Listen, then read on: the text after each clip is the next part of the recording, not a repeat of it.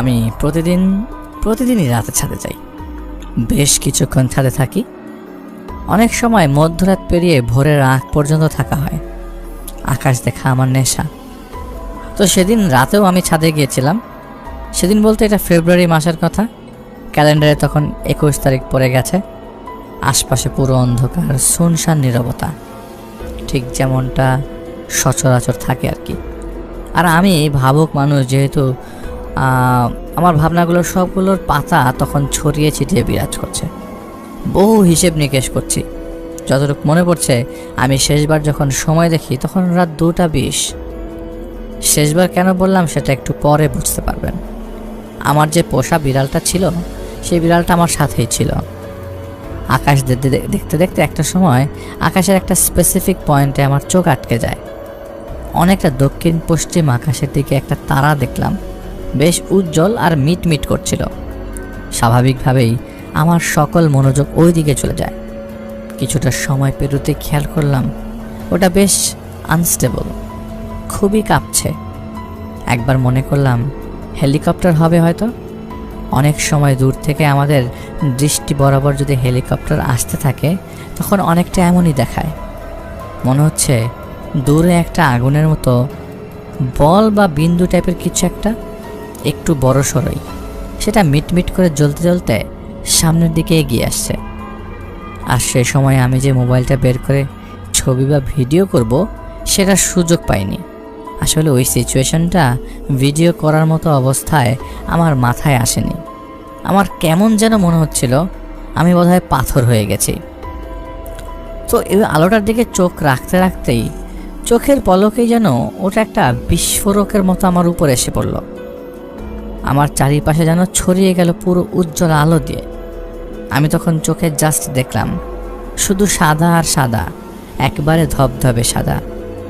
এরপরে এই শরীরটা কেমন নিস্তেজ হয়ে আসলো মনে হচ্ছে। আমি কতদিন কতকাল ঘুমাই না, এখন ঘুম পাচ্ছে, ভীষণ ঘুম পাচ্ছে আমার। শরীরটা নেতিয়ে পড়ল, আমিও সম্ভবত তখন ঘুমিয়ে পড়লাম। কি যাবে না? চলো, আরে চলো, জলদি চলো, জলদি করো, তাড়াতাড়ি করতে হবে, আসো আমার সাথে। এই কথাগুলো শুনে আমার হুঁশ ফেরে। চোখ খুলে দেখি আমি রাস্তায়। আমার এলাকায় একটা সুপরিচিত মাঠ আছে। সেখানে আমার জন্মের পর আমি দেখে আসছি সেখানে ঈদের জামাত হয়। সেই মাঠের এক কোণে আমি দাঁড়িয়েছিলাম। আশেপাশে তাকিয়ে তৎক্ষণাৎ ভালোভাবে চিনতে পারছিলাম না। আমার বুক তখন ধড়ফড় করছিল, মনে হচ্ছে হৃৎপিণ্ডটা লাফাতে লাফাতে বেরিয়ে পড়বে। এত বেশি ধড়ফড় করছে, অতিরিক্ত জোরে হার্টবিট হওয়ার কারণেই আমার মনে হলো আমি হয়তো এভাবেই মারা যাব। আর সাথে এক ধরনের দম বন্ধ হয়ে যাওয়ার মতো লাগছিল। ছটফট করতে করতে ডানে বামে ভালো করে তাকালাম কি হচ্ছে তা বোঝার জন্য। খেয়াল করলাম আমি ওই মাঠের পাশে এমন একটা জায়গায় দাঁড়ানো যেখানে 4টা দিক হতেই রাস্তা মিলিত হচ্ছে। মানে বলা যায় চৌরাস্তার অনেকটা মাঝখানে আমি। আশেপাশে যতদূর দেখতে পাচ্ছি কোনো মানুষ নেই। অদ্ভুত ব্যাপার, রাস্তায় কোনো আলোর বালাই নেই। এই ধরনের আলোর শূন্যতা আমি আমার জীবনে এর আগে কখনো দেখিনি। এই চৌরাস্তার কথা আমি আপনাদেরকে জানিয়েছিলাম আমার 8ম ঘটনাটাতে, যেদিন আমি এক অদ্ভুত প্রাণী বা প্রাণী জাতীয় কিছু একটা এন্টিটির ধাওয়া খেয়েছিলাম। সেদিন ওই চৌরাস্তাটা পার হবার পরেই এই এন্টিটিটা আমাকে ফলো করা বন্ধ করে দিয়েছিল। এরপর আমি মসজিদের দিকে অগ্রসর হয়েছিলাম। এইটাই ওই চৌরাস্তা, কিন্তু আজকে পুরো জায়গাটা একেবারে অন্যরকম মনে হচ্ছে। এর এক পাশের খোলা ময়দানটা ঠিকই দেখছি, কিন্তু বাকি 3 দিকের যে বিল্ডিংগুলো ছিল, কত ধরনের প্রতিষ্ঠান, রেস্টুরেন্ট, কত কিছু ছিল, কিন্তু ওগুলোর কোনো অস্তিত্ব দেখতে পাচ্ছি না। আর চারদিকের রাস্তাগুলো বেশ আমার প্রশস্ত মনে হচ্ছিল, কিন্তু এমনটা হবার কথা না। বর্তমান রূপের সাথে বেশ খানিকটা তফাৎ দেখতে পাচ্ছি, কিন্তু ওইটা ওই সেম লোকেশন, তাতে কোনো সন্দেহ নেই। দেখে মনে হচ্ছে যেন আজ থেকে 20-30 বছর আগের রাস্তা। কারণ অনেক ছোটবেলায় যখন আম্মুর সাথে আমি ওই দিকটা আসতাম, তখন পরিবেশের সাথে কিছুটা মনে হচ্ছে মিল পাচ্ছি। তো যাই হোক, কিছুক্ষণ পর বুঝতে পারলাম অন্ধকারটা চোখে শুয়ে গেছে। এখন আশপাশের অনেক কিছুই আগের থেকে বেশ পরিষ্কার দেখতে পাচ্ছি। আপনারা কখনো ভরা পূর্ণিমা রাতে আলোহীন পথে হেঁটেছেন? রাত হওয়া সত্ত্বেও যখন চারপাশে যেমন পরিষ্কার দেখা যায়, আমিও ঠিক এমনটাই ফিল করছিলাম। যদিও আকাশে তখন কোনো পূর্ণিমার চাঁদ দেখিনি। চার রাস্তার মাঝখান থেকে পূর্ব দিকে আগাতে শুরু করি। আর কেমন যেন এরপর আমার মনে হলো যে আমার এখন যে করেই হোক বাসায় যেতে হবে। যে করেই হোক আমি বাসায় যাব। বাসায় যেতে পারলেই সব ঠিক হয়ে যাবে। এইভাবে আমি হাঁটার গতি বাড়াতে থাকি। আশ্চর্যের বিষয় হলো, আমি তখন আমার পুরনো বাসার পথে এগুচ্ছিলাম। আমি বর্তমানে যেখানে থাকি সেটার কথা সে সময় আমার চেতনাতেই ছিল না। খুব তাড়াহুড়া করে সেই পুরনো বাসার রোডটা খুঁজে বের করি। চৌরাস্তা থেকে 5 মিনিট হাঁটলে যেখানে খুব সহজেই আমাদের আগের বাসার রোডে ঢোকা যায়, কিন্তু আমি যতবারই সেই রোডে ঢুকতে নিচ্ছি ততবারই রাস্তা হারিয়ে ফেলছি। তাই আরেক পথ দিয়ে ঘুরে গিয়ে বাসায় রোডে ঢুকি। রোডটা দেখা মাত্রই আমি আমার শৈশবে ফিরে যাই। এই জায়গাগুলোতে কত দৌড়েছি, খেলেছি। সন্ধ্যার পর ইলেকট্রিসিটি চলে যাওয়ার পর চোর পুলিশ খেলতাম। একদম নস্টালজিক হয়ে যাচ্ছিলাম। তার মধ্যে রাস্তায় কোনো আলো নেই। আশেপাশের বাড়িগুলো সেই ছোটবেলার মতোই লাগছে। কোনো বাসা থেকে আলো আসছিল না। বোধহয় আগের দিনগুলোর মতো লোডশেডিং চলছে। রোডের ঠিক মাঝখানে রয়েছে 4 গলির মোড়, আর সেই মোড়ের এক কর্নারে আমাদের বাসাটা ছিল। খুব স্বস্তি লাগছিল বাসাটা খুঁজে পেয়ে। আমি আর দেরি না করে বাসার গেট দিয়ে সিঁড়ি দিয়ে উঠে পড়লাম। সিঁড়িও অন্ধকার। কোনো ফ্ল্যাট থেকে কোনো ধরনের শব্দ আসছে না। শুধু নিচতলা থেকে উপরে ওঠার সময় আর চোখে খেয়াল করলাম গ্যারেজের ভেতরে একটুখানি আলো আসছে। হারিকেনের আলো। সেখানে আমাদের বাসার কেয়ারটেকার থাকতেন। হয়তো ওনার হারিকেনের আলোই হবে। কিন্তু এই 23 সালে এসে কেন হারিকেন ব্যবহার করবেন সেটা তখন আমার মাথায় আসেনি। আমি আর অপেক্ষা করলাম না, সোজা 4র্থ তলায় চলে আসলাম আমাদের ফ্ল্যাটের দরজার সামনে। দরজায় ভীষণ জোরে জোরে থাপ্পড় দিলাম, কিন্তু কেউ খুলল না। তখন মনে কোথা থেকে যেন আবার ভয় চলে আসলো। আম্মুকে ডাকলাম, চিৎকার করে ডাকলাম, আম্মা, আম্মা আসো, গেটটা খোলো। এই বলে যখন আবার দরজায় থাপ্পড় দেবার জন্য হাত ফেলবো, ঠিক ওই মুহূর্তে পেছন থেকে কে যেন আমার বাম হাত টেনে ধরল। আমি বেশ খানিকটা পিছিয়ে গেলাম, আর তখন এই ফ্ল্যাটের দরজাও আস্তে করে খুলে গেল। কিন্তু আমি আর রুমে ঢুকতে পারলাম না। আমাকে কে যেন টেনে হিচড়ে 4তলা সিঁড়ি থেকে নিচে নামাচ্ছে। আমিও হতচকিত হয়ে নিচে নামছি। মনে হচ্ছে লাফিয়ে লাফিয়ে নামছি। এক একটা লম্বা সিঁড়ি যেন এক কদমে বা সর্বোচ্চ 2 কদমে শেষ করছি। এভাবে আমাকে টেনে বাসার মেইন গেট হয়ে বাসার নিচে এনে ফেলল। কে আমাকে এভাবেই টেনে নিয়ে আসলো আমি জানি না। আমি তখন পুরোপুরি নার্ভাস। আমার সাথে এসো, এই বলে আমার হাত ধরে ঠিক বাসার গা ঘেঁষে পেছনের গলি ধরে নিয়ে যাচ্ছে। আমিও অসহায়ের মতো যাচ্ছি, যেন ছোট কোনো শিশুকে তার মা বাবা হাতে ধরে নিয়ে যায় ঠিক সেভাবে। গলি হতে বের হতেই খেয়াল করলাম এটা অন্য কোনো এরিয়াতে চলে এসেছি, যেখানে গলি ধরে আগালে আমাদের পেছনের রোডে যাওয়ার কথা, আর সেখানে আমি চলে এসেছি অন্য কোনো এরিয়ায়। এখানকার রাস্তাঘাট চিনতে বেশ সমস্যা হচ্ছিল। প্রচুর অলিগলি, ঘিঞ্জি বাসা বাড়ি। এক গলি হতে বের হয়ে আরেকবার ডানে, আবার এভাবে শুধু যাচ্ছি আর যাচ্ছি। কোথায় যাচ্ছি, কেন যাচ্ছি, আর কে নিয়ে যাচ্ছে আমি জানি না। আসলে আমি এখনও জানি না ওইটা ঠিক কোন এরিয়া ছিল। তো একটা সময় বেশ খানিকটা রাস্তা পেরিয়ে সম্ভবত কোনো গাড়ি বা সিএনজির গ্যারেজ বা ওয়ার্কশপের মতো একটা জায়গায় ঢুকলাম। বেশ ভালোই বড় জায়গার মধ্যে ওয়ার্কশপটা, তবে সেটা খোলা আকাশের নিচে ছিল। এখনকার মতো আধুনিকতার কোনো চিহ্ন ছিল না। তো ওইটার মধ্য দিয়ে আবারও হেঁটে একেবারে শেষের দিকে একটা সরু চিপা গলি দিয়ে ঢুকলাম। এরপর বুঝলাম সেখান থেকে বেরিয়ে পড়েছি, আর সামনে দেখলাম একটা ভাঙাচোরা বিল্ডিং। দেখে মনে হচ্ছে ওইটা আন্ডার কনস্ট্রাকশন হবে এরকম অবস্থাতেই পরিত্যক্ত হয়ে আছে। এরপর ওটার ভেতর দিয়েও আমাকে নিয়ে যাওয়া হলো। অন্ধকার জরাজীর্ণ বিল্ডিংয়ের বিভিন্ন দেয়াল যেন প্রায় ধসে পড়বে এমন অবস্থা। বিভিন্ন করিডোর দিয়ে ঢুকছি, আর আমার বুকের ধড়ফড়ানি বেড়ে যাচ্ছে। একবার ভয় হচ্ছে, আবার কেমন যেন উত্তেজনায় ভুগছি। এরপর একটা অর্ধেক ভাঙা দেয়াল সামনে আসলো। আমি দেখলাম দেয়ালের ওপাশে বোধহয় অনেক মানুষ আছে। বেশ হুড়ুহুড়ির আওয়াজ পাচ্ছি।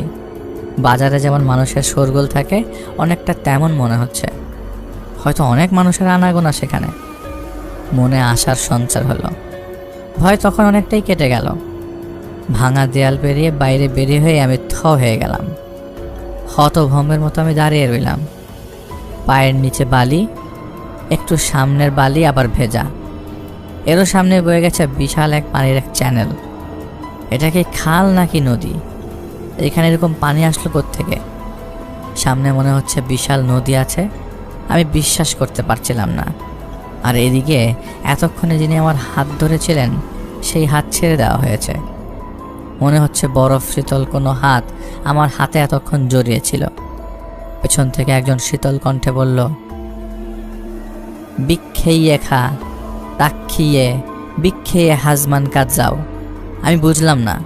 বললাম মানে? উনি বললেন, তোমার না জাহাজে চড়ার খুব ইচ্ছে? আসো আমার সাথে, বন্দরের দিকে যাবে এই জাহাজ, সময় কম। আমি দেখলাম খানিকটা দূরেই ভাসছে বিশাল একটা জাহাজ। ওটা কি কাঠের নাকি লোহার স্পষ্ট বুঝতে পারলাম না। স্থলভাগ থেকে বেশ উঁচুতে ওটা। তাও কিভাবে যেন আমি সহজেই উঠে পড়লাম। অজানা উত্তেজনা ভর করেছে তখন আমার ওপর। দুনিয়া ছেড়ে অন্য কোথাও চলে গেলেও বোধহয় আমার কোনো ভ্রুক্ষেপ থাকবে না। আশেপাশে অনেক আওয়াজ, যেন শত শত লোক একে অন্যের সাথে কথা বলছিল। বাস টার্মিনালগুলোতে যেমন বহু মানুষের শোরগোল থাকে, ঠিক তেমন। কিন্তু আমি কোনো মানুষ দেখতে পেলাম না। শুধু দেখছি মেঘের মতো ধোয়া ধোয়া বিভিন্ন খণ্ড এদিক ওদিক ছড়িয়ে যাচ্ছে। জাহাজের একেবারে উপরের অংশে চলে গেলাম। কি যে অদ্ভুত অনুভূতি বয়ে যাচ্ছে আমার মনে, আমি সেটা বোঝাতে পারবো না। আমি কোনোদিন নদী পথে কোথাও যাইনি, লঞ্চ কিংবা জাহাজ কিছুতেই উঠিনি। আমার খুব ইচ্ছা ছিল লঞ্চে ওঠার। আজ সেই ইচ্ছা পূরণ হলো। কানে তালা লাগার মতো বিকট একটা আওয়াজ করলো জাহাজটা। এরপর চলা শুরু করলো। কি যে শীতল বাতাস, ভাষাতীত সেই অনুভূতি। কিন্তু জাহাজ যে এত দ্রুত চলে আমার জানা ছিল না। খুব তাড়াতাড়ি জাহাজটা ওই বিশাল চ্যানেল থেকে বের হয়ে গেল। আর সাথে সাথে এই চোখের পলকেই মনে হলো বিশাল সমুদ্রে চলে আসলো। ভয় আর এক্সাইটমেন্ট সব যেন একই সাথে আমার মধ্যে চলছে সেই সময়। আকাশটা কেমন যেন মনে হচ্ছে কিছু দিয়ে ঢেকে আছে। ওগুলো মেঘ না ঠিক, কুয়াশাও না, কেমন যেন ঝাপসা। কিন্তু আকাশের ওই পাশে মনে হচ্ছে কিছু আছে, আলোর মতো কিছুটা মনে হচ্ছে। ধরেন জেলির মতো কিছু দিয়ে আকাশটাকে ঢেকে রাখা হয়, আর ওই পাশের আলোটা কিছুটা জেলির মাঝে হালকা হালকা থেকে ঘন হয়ে আলো বেরোবার চেষ্টা করছে। কিন্তু একটা সময় ভীষণ হাওয়া শুরু হয়ে গেল। ওদিকে বুলেট গতিতে এই সুবিশাল সমুদ্রে আমাদের জাহাজটা এগোতে লাগলো। ঢেউগুলো মনে হচ্ছে ক্রমশই বাড়তে শুরু করেছে। প্রচুর বাতাস। আমি রীতিমতো জমে যাচ্ছি। এরপরে এমন এক দৃশ্য দেখি যা আমার আজীবন মনে থাকবে। আপনারা বিশ্বাস করবেন কিনা জানি না, এত সুন্দর আকাশ আমি আমার জীবনে কখনোই দেখিনি, আর দেখবো কিনা তাও জানি না। আমি অ্যাস্ট্রোনমি নিয়ে কাজ করি। দেশের বিভিন্ন প্রান্তের রাতের আকাশ আমি দেখেছি, খালি চোখে কিংবা টেলিস্কোপে। বাইনত এরকম আকাশ আমি দেখতে পারিনি। মনে হচ্ছে আকাশ গঙ্গার এক বাহু আমার উপর ধসে পড়ছে। নক্ষত্রের মেলায় যেন আমি হারাতে বসেছি। প্রত্যেকটা নক্ষত্র যেন গিলে খাবে এমন লাগছে। আর এর মধ্যে সবথেকে অমায়িক দৃশ্যটা আমার চোখে পড়ে এরপর। তলোয়ারের মতো তীক্ষ্ণ মহান স্রষ্টার আরেক সৃষ্টি আমায় বিমোহিত করে দেয়।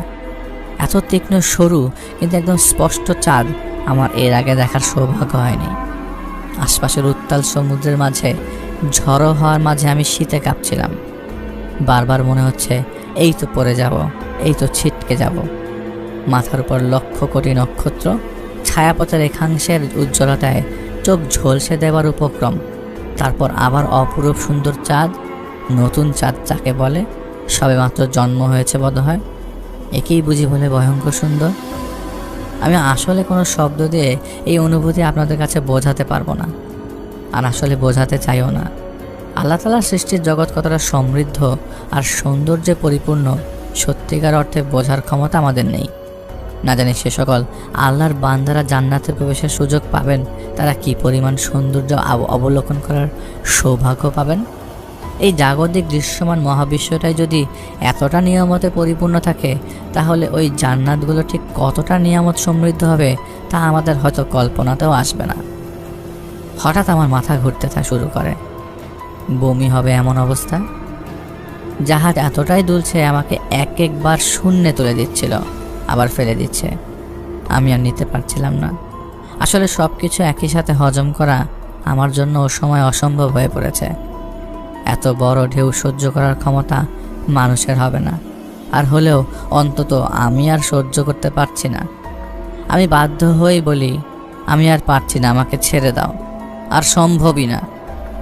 এরপরেই যেন আকাশ ভেঙে একটা ঢেউ এসে পড়লো আমার উপর, আর ওটা পড়ার পরে যেন জাহাজটা আরও উঁচুতে লাফিয়ে উঠল।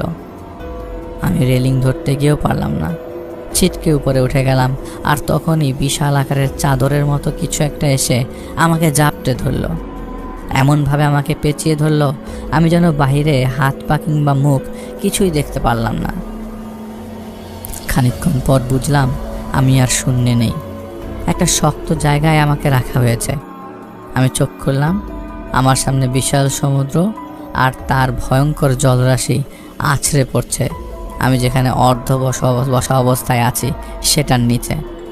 আমি তখন উঠে বসতে পারছিলাম না, চিত হয়ে পিঠ ও ঘাটটা উঁচু করে অর্ধশোয়া অর্ধবসা অবস্থায় আছি।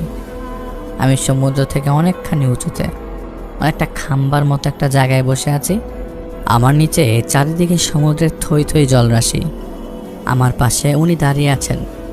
আমি ওনার দিকে তাকাতে উনি বলল, কিচ্ছু হবে না, এই সমুদ্রের বিশালতার চেয়ে হারানোর নেশা বেশি, সৌন্দর্যের চেয়ে আতঙ্ক বেশি। তুমি থাকো আমার সাথে, ওরা যাক, তুমি চলো আমার সাথে, ভয় নেই। আমি কিছু বলতে পারলাম না, আসলে আমার কোনো কথা বেরোচ্ছিল না। বুঝতে পারছি আমার চোখে জ্বালা করছে, কান ভারী হয়ে যাচ্ছে, নাকে মুখে অনেকখানি পানি গিলেছি। আমার প্রচুর ঘুম ধরছে, শরীর মনে হলো ছেড়ে দিচ্ছে। এরপর কি যেন হয়েছে আমার মনে নেই, শুধু একটা দৃশ্যই আবছা আবছা মনে আছে। আমি যেন আকাশ থেকে পানির মধ্যে পড়ছি, কিন্তু পড়ছি আর পড়ছি, এর আর কোনো শেষ হচ্ছে না। পাখির কিচিরমিচির শব্দে আমার ঘুম ভাঙে। আমি আমার বিছানায় কিছুক্ষণ থম ধরে শুয়েছিলাম।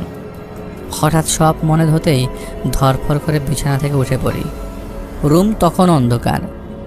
জানালা দিয়ে বাইরে দেখলাম ভোরের নীল আভা কিছুটা ছড়িয়েছে। ফজরের আজান বোধহয় হয়ে গেছে, তবুও কয়টা বাজে সেটা দেখার জন্য মোবাইলটা খুঁজলাম, কিন্তু পুরো রুমে কোথাও মোবাইল ফোনটা খুঁজে পেলাম না। সাথে সাথে মনে হলো ছাদের কথা, আমার বিড়ালটার কথা। আমার বিড়ালটা কোথায়? আর দেরি করলাম না, ছাদে উঠে দেখি আমার মোবাইলটা সেখানে পড়ে আছে, তবে অক্ষত অবস্থায় আছে। 5টার মতো বাজে তখন, কিন্তু আমার বিড়ালটাকে সেখানে আর দেখলাম না। আমি জানি না কি লিখছি, আদৌ আপনাদের কিছু বোঝাতে পারছে কি না, তবে এখন পর্যন্ত এটাই আমার সবথেকে ভয়ঙ্কর সুন্দর ভ্রমণ ছিল। আরেকটা মজার বিষয় আমি পরদিন আবিষ্কার করি, সম্ভবত আমিই প্রথম ব্যক্তি যে সেদিন রাতে শাবান মাসের প্রথম বা নিউ মুন অবজার্ভ করেছি।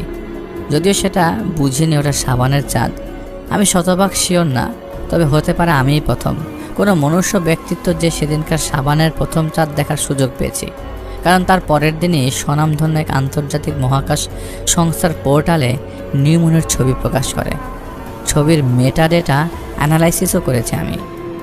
সেটার অবস্থান, সময় ও তারিখ বিবেচনা করলে আমার দেখা চাঁদের প্রায় 4 ঘন্টা পরে ছবিটা তোলা হয়েছিল। যদিও আমি জানি না যখন আমি সমুদ্র ছিলাম তখন কয়টা বাজে বা সেটা কোন সময়ে, তবে ওই যে আমি শুরুতে বলেছিলাম শেষবার মোবাইলের সময় যখন দেখেছিলাম তখন 2:20 বাজে, সেই সময় প্রায় 4 ঘন্টা পেরোনোর পর ওই ছবিটা তোলা হয়েছিল। আমি সরাসরি নাম বলবো না সংস্থাটির, আর সেই ছবিটা পৃথিবী থেকে তোলা হয়নি, বরং স্পেস থেকে তোলা হয়েছে। কারণ তখনও চাঁদের অবস্থান বিবেচনায় পৃথিবী থেকে নতুন চাঁদের ছবি তোলা প্রায় অসম্ভব ছিল। আমি এক্সপিরিয়েন্সটা অনেক আগেই আপনাদের সাথে শেয়ার করতে চেয়েছি, কিন্তু অনেকগুলো কারণে শেয়ার করতে পারিনি। আজ অনেক ঝামেলা করে যতটুকু জানানো যাবে ততটুকু সহজভাবে জানানোর চেষ্টা করেছি। বাকিটা আপনাদের উপর, কে বুঝেছেন বা কিভাবে নেবেন সেটা জানি না। তবে জীবনের এত কিছু ঘটে যাওয়ার বিষয়গুলো সবসময় সবাইকে সবখানে বলা যায় না। আমি বিজ্ঞান নিয়ে কাজ করি, বিজ্ঞান মনস্ক পাবলিক, তবে এটা তো মানি বিজ্ঞান আসলে আমাদের জাগতিক দৃশ্যমান জগতের বিভিন্ন বিষয়াদি আমাদের মতো করে বোঝার জন্য তৈরি এক মাপকাঠি মাত্র। এই বিজ্ঞানের প্যারামিটার যে সবখানে সব মাত্রায় সমানভাবে গ্রহণযোগ্যতা পাবে না, এটা কেউ মানুক আর নাই মানুক, আমি মানি। সত্যিকার অর্থে মাঝে মাঝে মনের ভেতরে এত সব জমতে ইনফেকশন হয়ে ক্যান্সারে পরিণত হয়, তাই আপনাদের সাথে কিছুটা শেয়ার করা, কিছুটা রিলিফ ফিল করা আর কি। আপনাদের সবার জন্য দোয়া রইল, আমার জন্য দোয়া করবেন। লাইফের অনেক কিছুই অগোছাল হয়ে যাচ্ছে দিনকে দিন, বহু পথ ঘুরে আলোর দেখা পেয়েও আবারও অন্ধকার পথ হারাচ্ছি। শাওন ভাই, আপনাকে অনেক অনেক ধন্যবাদ আপনার স্টোরির জন্য, এবং আপনি আমাদেরকে কষ্ট করে ঘটনা পাঠিয়েছেন। আশা করছি আমাদের লিসনাররা আপনার সুন্দর করে গোছানো ঘটনা পছন্দ করেছেন, এবং আমি জানি না তাদের বিষয়টা কতটুকু আমি চাঁদটা নিয়ে আসলে কোনো কমেন্টই করতে চাই না। শ্রাবণ মাসের চাঁদের কথা বললেন, তো আপনাকে অনেক অনেক থ্যাঙ্কস আপনার ঘটনার জন্য, এবং আপনার আরও ঘটনা আপনাদের কাছ থেকে আমি চাই। আমি চলে যাব আমার পরবর্তী ঘটনায়, শেয়ার করব আমাদের এক কলিগের ঘটনা। আমি যে কলিগের ঘটনাটি শেয়ার করব, সে আসলে প্রথমে ইন্টার্ন করেছে অ্যাজ আ নার্স, পরে একটা হসপিটালে জয়েন করেছে। যে হসপিটালটিতে জয়েন করেছে সেই হসপিটালের সিনিয়র নার্সের ঘটনা শেয়ার করব। সেই সিনিয়র নার্সটি আসলে প্রায় ওই হাসপাতালে প্রায় 18 বছর যাবৎ কাজ করে। এটা অনেক পুরাতন হাসপাতাল, মডিফিকেশন করতে করতে বছরকে বছর মডিফিকেশন প্রতি বছরই হয়। তা এখন অনেক সুন্দর। এটা আমাদের আমি যে জায়গায় থাকি সেই জায়গার থেকে প্রায় 50 থেকে 60 মাইল দূরে, এটা আরেকটা জায়গায়। তো ওই জায়গার হাসপাতালের মতো এটাই সবচেয়ে বড় হাসপাতাল। যখন উনি নতুন জয়েন করে, ইন্ডাকশন পিরিয়ডে ছিল তখনকার ঘটনা। ইন্ডাকশনে থাকাকালীন অবস্থায় যেই বিল্ডিংয়ে ওনার বিল্ডিংয়ে চাকরি হয়েছিল অ্যাজ আ নার্স হিসাবে, সেই বিল্ডিংয়ে তখন যেই ফ্লোরে কাজ করতো সেই ফ্লোর ছিল হচ্ছে নিচ থেকে 3 নম্বর ফ্লোর আর কি, 3rd ফ্লোর বা 2nd ফ্লোর যেটাই বলা যায়। তো ওই মুহূর্তে তার সেদিন নাইট শিফট পড়ে। নার্স মানুষ নাইট শিফট পড়ে, আর নতুন চাকরিতে কিন্তু সবার একটু মনোযোগ বেশি থাকে। তো উনি যতক্ষণ ইন্ডাকশন পিরিয়ডে ছিল তখন সব রোগী সম্বন্ধে মোটামুটি একটা আইডিয়া, প্রত্যেকটা রোগীর ফাইল দেখা, প্রত্যেকটা রোগীর প্রোফাইল দেখা, কোন রোগী কোথা থেকে এসছে। এইখানে উনি যে ডিপার্টমেন্টে কাজ করছিলেন সেটা হচ্ছে গাইনি বিভাগ আর কি, অনেকটা বলা যায়, যেখানে যারা পেশেন্টের বাচ্চা ডেলিভারি হওয়ার পরে এখানের সিস্টেম হচ্ছে যদি বাচ্চা নর্মাল ডেলিভারি হয়, দিনের বাচ্চা দিনেরই বাসায় বা মারা দিনে চলে যায়। যেদিন বাচ্চা ডেলিভারি হয় সেটা যদি রাতে হয় তাহলে 1 রাত ওখানে থাকা হয়, পরের দিন সকালে ডিসচার্জ করে দেয়। আর যদি সকালে বাচ্চা হয়ে যায় তাহলে বিকালেই ছেড়ে দেয়। আর বাচ্চা যদি সি সেকশন হয় তাহলে 1 দিন থাকা লাগে আর কি। তো উনি যেই জায়গায় কাজ করছিলেন ওই জায়গায় 80% সি সেকশনের পেশেন্ট ছিল। সবার বাচ্চারা আবার আলাদা প্রত্যেকটা বেডের সাথেই বাচ্চা আছে সাথে। তো এখানকার বেডগুলো এরকম যে রুমের মতোই কিন্তু একটু ডিফারেন্ট, ওইখানে একটু ডিফারেন্ট রুমের মতোই পর্দা আছে, পাশাপাশি বেড না। তো প্রত্যেকটা রুমে আলাদা করে ইন্ডিভিজুয়ালি পর্দা সরিয়ে দেখা লাগে কী অবস্থা, মা কেমন আছে, বাচ্চা কেমন আছে। তো উনি যেদিন শিফট করে সেদিন রাতের বেলা হঠাৎ করে ওই মুহূর্তে ওই ফ্লোরে মাত্র 12 জন পেশেন্ট ছিল, 12টা বাচ্চা ছিল, এবং সবারই ডেলিভারি হয়ে গেছে। তো উনি একটা রাউন্ড দিয়ে এসে রাত তখন 2টা-2:30 বাজে, আর ওই দিন রাত্রেবেলা, ওই দিন রবিবার থাকার কারণে ওনাদের শিফটে স্টাফ কম ছিল। এইখানে রবিবারে মাঝে মধ্যে এখানে 24 ঘন্টা ডিউটি থাকে, একটা শিফট শেষ হলে আরেকটা শিফট আসে। তো রবিবারের দিন স্টাফ কম থাকাতে তার সাথে ওই দিন আরেকজন নার্স ছিল যিনি তাকে ট্রেনিং দিচ্ছিল। তো উনি আসলে ট্রেনিং দেওয়ার ক্ষেত্রে আরেকজন ট্রেনিং দেয় দিনের বেলা, কিন্তু যেহেতু ওই দিন রাত্রেবেলা নাইট শিফট পড়ে আর ইন্ডাকশন পিরিয়ড ছিল এটা ওনারা জানতেন, তাই ওনাকে সব কাজগুলো আগেই দেখানোর আগে দিচ্ছিলেন না। তবে উনি তো নার্স, উনি সব কিছু জানতেন। এটা যখন উনি প্রথম জয়েন করেন সেখানে তখনকার ঘটনা। রাত এরকম আনুমানিক 3:30টার দিকে হঠাৎ করে তার কাছে একজন পুরুষ মানুষ আসে, এখানকার ব্রিটিশ পুরুষ মানুষ আসে। লোকটা বেশ লম্বা এবং ফর্সা মানুষ, বেশ লম্বা। লোকটার অনেক বড় চুল এবং হাতের নখগুলো বেশ বড়, নখগুলো এতটাই বড় যে মোটামুটি এটা বোঝা যাচ্ছিল। এটা কিন্তু আমার এক কলিগ ওনার কাছ থেকে কালেক্ট করেছে, যেহেতু উনি সিনিয়র নার্স ছিলেন। এখন সিনিয়র নার্স, তখন এটা তো অনেক দিন আগের কথা, উনি তখন নতুন নতুন জয়েন করেছিলেন। যেমন এটা আমি মনে করিয়ে দিলাম আপনাদেরকে। তো ওনার নখ বড় বড় এবং সিগনিফিকেন্টলি বড় বড়, ওনার প্রত্যেকটা নখের টপে কালো অবস্থা, কালো, মনে হচ্ছে নখের মধ্যে অনেক ময়লা। তো উনি এটা বারবার খেয়াল করছিলেন। আর ওনার চোখের সাথে এমনভাবে তাকালেন যে ওই চোখটা মনে হয় সারাক্ষণ ওই চোখের দিকে তাকিয়ে থাকবে। একদম চোখটা এরকম যে লাল টাইপের, মনিটা হচ্ছে পুরোটা লাল, চারিপাশ যেই জায়গায় অংশটা সাদা সেটা একটা কালোর মতো, চোখটা চোখের মতো লাগছিল না। এটা প্রথমে উনি প্রপারলি খেয়াল করেনি, মনে হচ্ছিল যে ওই লোকটা এখন এই যে মুহূর্তে ওনার গলা টিপে ধরবে এরকম অবস্থা। লোকটা অনেক খুব জোরে জোরে জিজ্ঞেস করতে থাকে, আমার সন্তান কোথায়? তো উনি বলেন যে আপনার সন্তান কোথায়? আপনি কোথা থেকে আসেন? আপনি নিচে যে অফিসে যোগাযোগ করেন, আপনি নিচ থেকে উপরে কিভাবে আসলেন? এখানে সরাসরি আপনি উপরে এসে ভর্তি হতে পারবেন না, বা এখানে অনেক প্রসিডিওর আছে। আগে ইমার্জেন্সিতে আপনাকে দেখবে, তারপরে অনেক প্রসিডিওর ফলো করার পরে আপনাকে রুমে দিবে। যেহেতু উনি এখানে এসছে, বলে আমার বাচ্চা কোথায়? তো এই লোকটাকে বলে আপনার বাচ্চা কোথায়? আমি তো জানি না। বলে যে আমার সন্তান একটা বাচ্চা প্রসব করেছে, সেই বাচ্চাটা কোথায়? আমাকে আমার বাচ্চার কাছে নিয়ে যান। বলে যে আপনার স্ত্রীর নাম কি? আপনি এখানে কিভাবে এসছেন? আর এত রাত্রে কেন? তখন রাত 3টার বেশি বাজে। আপনার স্ত্রীর নাম? কাছে আপনি এখানে দাঁড়ান, আমি তো এখানে নতুন জয়েন করেছি, আমি আমার আরেকজন সিনিয়র নার্সকে ডেকে নিয়ে আসবো। তো সিনিয়র নার্সকে ডাকতে চলে যান, ওনাকে ওই জায়গাতে স্টপ করে। তো উনি সিনিয়র নার্সকে নিয়ে আসেন, উনি এসে দেখেন যে এখানে কেউ নাই, কোনো মানুষ নাই। তো ওই জায়গার থেকে উনি বললেন যে আমি তো আর কাউকে দেখলাম না। পরে ওই নার্স ওখান থেকে চলে যায়। আর ওই মুহূর্তে যিনি তাকে ট্রেনিং দিচ্ছিলেন, যেহেতু ওখানে ছিলেন না, তাই তিনি কী করলেন, ওই জায়গার থেকে আর নড়লেন না। কারণ ওই জায়গার থেকে নড়লে তো ওনার একটা দায়িত্ব যে এখানকার পেশেন্টরা আছে, এখান থেকে ওনাকে নাড়াচাড়া করা যাবে না। তো উনি একটা রাউন্ড দেন। তিনি দেখলেন যে ওই লোকটা একটা পর্দার পাশে দাঁড়ানো, কিন্তু ওই লোকটা এত ফাস্ট এখানে চলে গেল কিভাবে? কারণ ওই জায়গা দিয়ে তিনি পাস করে ওই নার্সের কাছে গেছেন। এখানে যদি আসতে থাকতো, তাহলে লোকটা যদি এখানে আসতে থাকতো তো উনি দেখতেন, কিন্তু ওই লোকটাকে তিনি দেখেন নাই। তো উনি যখন রাউন্ড দিতে যান, তো পর্দার একটা কোণায় লোকটাকে দাঁড়িয়ে থাকতে দেখেন। এমন হচ্ছিল যে লোকটা আসলে তাকে দেখতে পাচ্ছে না, কিন্তু তিনি লোকটাকে দেখতে পাচ্ছেন। লোকটা পর্দার আড়ালে দাঁড়িয়ে আছেন। লোকটা এমন একটা জাংশন পয়েন্টে দাঁড়িয়ে আছেন যেখানে দুটা পেশেন্ট একেবারে মাঝখান দিয়ে একটা পর্দা, তিনি মাঝখানের পর্দা বরাবর জাংশনে দাঁড়িয়ে আছেন। আর লোকটা বারবার ডানে ঘোরাচ্ছে, মাথা বামে ঘোরাচ্ছে, এবং দুপাশেই দুটা বাচ্চা শুয়েছিল। তো উনি খুব জোরে চিৎকার দিয়ে বলে, আপনি এখানে কি করছেন? আপনি এখানে কি করছেন? তো উনি ওই দুইটা বাচ্চার দিকে তাকিয়েছিল এবং ওনার দিকে তাকাচ্ছিল না। তো উনি ওনার সাথে সাথে উনি ওনার নার্সকে ডেকে নিয়ে আসেন। দেখেন ওই লোকটা আবার এখানে আমাদের নার্স পেশেন্টের সাইডে চলে আসছে। নার্স এসে দেখে যে ওখানে কেউ নাই।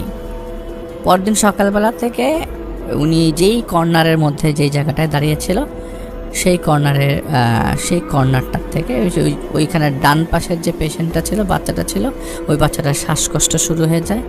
শ্বাসকষ্ট শুরু হয় এবং ডাক্তার আসে, সিনিয়র ডক্টর আসে, বাচ্চাটাকে নিয়ে যায় এনআইসিউতে নিয়ে যায়। ওইখানে ইনকিউবেটরে রাখার চেষ্টা করে। প্রায় 3 দিন যাবত ওই বাচ্চাটা ইনকিউবেটরে থাকে। যেদিন ওনার ডে অফ ছিল, এর পরের দিন তিনি যখন আসেন হসপিটালে, আসার পর বলে যে ওই বাচ্চাটা আর বেঁচে নাই, বাচ্চাটা মারা গেছে। এবং ওই বাচ্চাটার বেড বরাবরই আসলে ওই লোকটা ওই দিন দাঁড়িয়েছিল।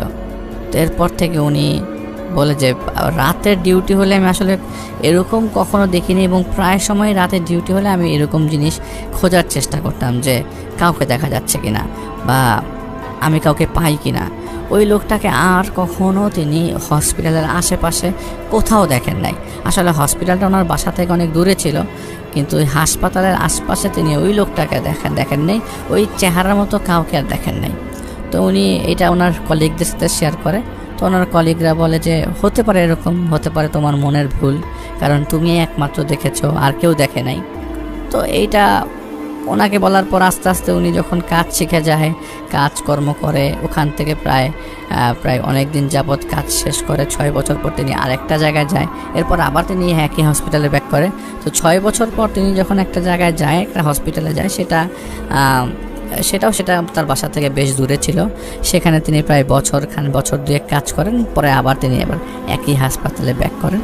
তো সেখানকার একটা ঘটনা বলে যে হাসপাতাল রিলেটেড ঘটনা হাসপাতালে মাঝে মধ্যে অনেক মানুষকে পোহায়। যেমন উনি যখন ওই হাসপাতালে ছিলেন, ওই হাসপাতালে থাকা অবস্থায় ওইখানকার এক অ্যাম্বুলেন্সের ড্রাইভারের সাথে ওনার কথা হয়েছিল।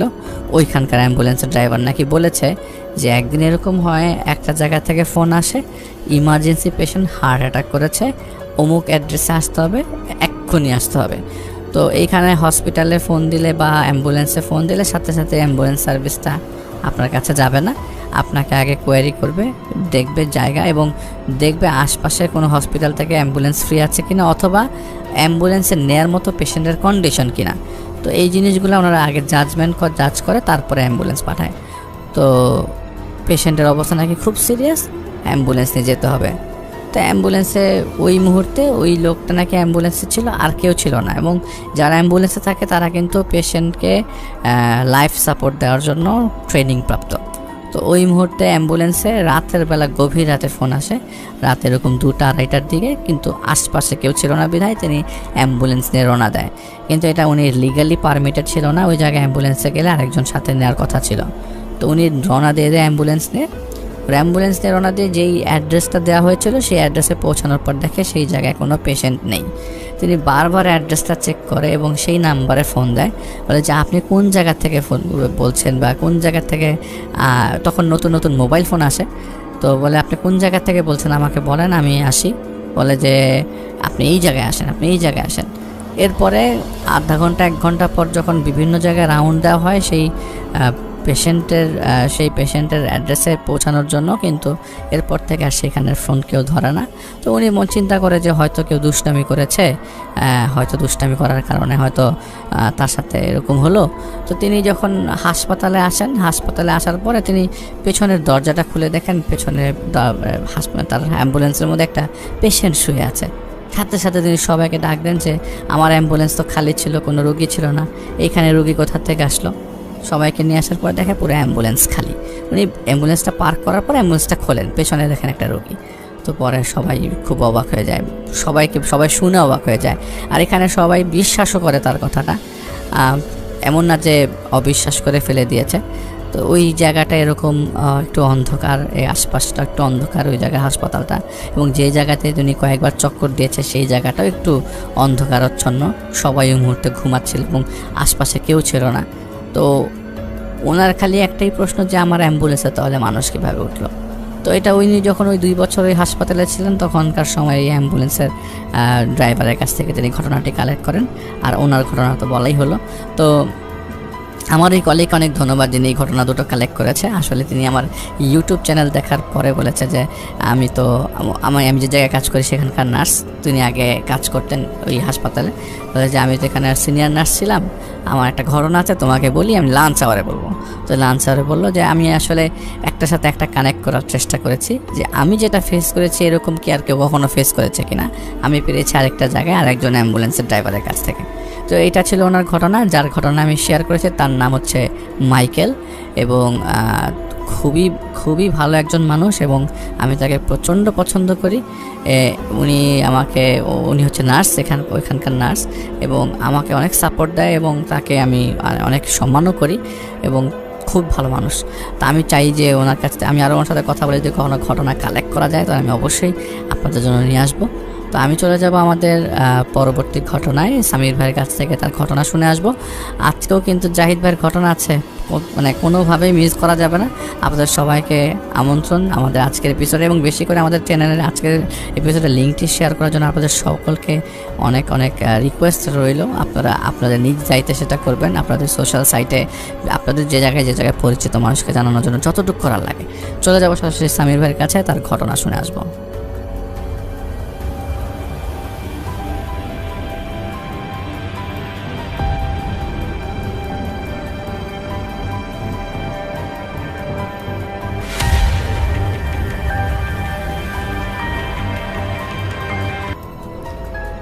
আসসালামু আলাইকুম শ্রোতা বন্ধুরা, আমি সামির আনসারি। আজকে আপনাদের মাঝে এখন যেই ঘটনাটি শেয়ার করব, এটি আমাকে দেশের বাইরে থেকে পাঠিয়েছেন নাজমুল ভাই।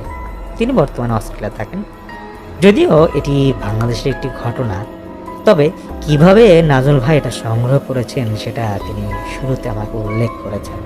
ঘটনাটি শুনলেই আপনারা বুঝতে পারবেন। নাজমুল ভাইয়ের একটাই ছেলে। সেই ছেলেটা ছোটবেলা থেকে কথা বলতে পারে না, তবে সবার কথা কিন্তু সে ঠিকই বুঝতো, ইশারা ইঙ্গিতে ঠিকই কথা বলতে পারত। এটা তার জন্মগত একটা অসুস্থতা ছিল। এই জন্য তিনি ডাক্তারের পরামর্শ নিয়ে স্পেশাল চাইল্ডদের যে স্কুল আছে সেখানে ওনার সন্তানকে ভর্তি করিয়ে দেন। তো ভর্তি করে দেওয়ার পর তানভীর নামে এক বাংলাদেশি ভাইয়ের সাথে ওনার পরিচয় হয়। সেই তানভীর ভাইয়ের ছেলেরও একই সমস্যা, সেও কথা বলতে পারে না। সেই ছেলেটার নাম ছিল মাসুম। তবে মাসুমের এই সমস্যাটা একটু ব্যতিক্রমে ছিল। 7 বছর বয়স পর্যন্ত সে ঠিকই কথা বলতে পারত। এরপর থেকেই তার অসুস্থতাটা শুরু হয়। তো ক্লাস করতে করতে দেখা যায় যে গার্ডিয়ানরা তো একসাথে দেখা সাক্ষাৎ হয়। সে সময় সেই তানভীর ভাইয়ের সাথে নাজমুল ভাইয়ের বেশ ঘনিষ্ঠতা হয়। দুই পরিবার এতটাই ঘনিষ্ঠতা হয় যে প্রায় সময় একজন আরেকজনের বাসায় আসত। তো ঈদের সময় গত বছর নাজমুল ভাইয়ের পরিবার সেই তানভীর ভাইয়ের ফ্যামিলিকে ইনভাইট করে যেন ঈদের দিনটা সারাদিন থেকে রাতে যাতে তাদের বাসায় নাইটটা স্টে করে। তো ঈদের দিন ওনারা 10টা-11টার দিকে সেই বাসায় চলে যায়, মানে নাজমুল ভাইয়ের বাসায় সেই তানভীর ভাইয়ের ফ্যামিলি চলে যায়। তো লাঞ্চের সময় মোটামুটি সবাই দুপুরে খাওয়াটা খেয়ে নেয়, কিন্তু তানভীর ভাইয়ের ছেলে মাসুম সে আসলে খেতে চায় না। সেই ইশারাতে বোঝায় তার আসলে খিদা নাই। বিকেলের দিকে নাজমুল ভাই একটা বিষয় খেয়াল করছে যে সেই মাসুম তার বাবার সাথে কেমন যেন একটা আচরণ করছে। সেই ইশারা দিয়ে বোঝাচ্ছে তার খিদা লেগেছে, এটা সে বুঝতে পারছিল, কিন্তু তার চেহারায় রাগ রাগ ভাব এবং চেহারাটা লাল হয়ে যাচ্ছিল। কষ্টা ছেলে ছিল তো, চেহারা দেখে সেটা বোঝা যাচ্ছিল। তো নাজমুল ভাই তার স্ত্রীকে বলে যে দেখো বাচ্চাটার খাওয়া রেডি করে দাও, টেবিলে দাও, সে খেয়ে নিবে। কিন্তু এই যে খাওয়াটা বাড়তে যাবে 5 মিনিটের মধ্যেই নাকি দেখছে যে সেই মাসুম তার বাবা মাকে এতটাই বিরক্ত করছে যে সে একবার তার বাবাকে কামড় দিয়ে ধরছে হাতে, বা তার মাকে কামড় দিয়ে ধরছে। এবং তারা কিন্তু স্বাভাবিকভাবে বিষয়টা নিচ্ছিল, খুব ঠান্ডা মাথায় জিনিসটা সামাল দিচ্ছিল সে তানভীর ভাই।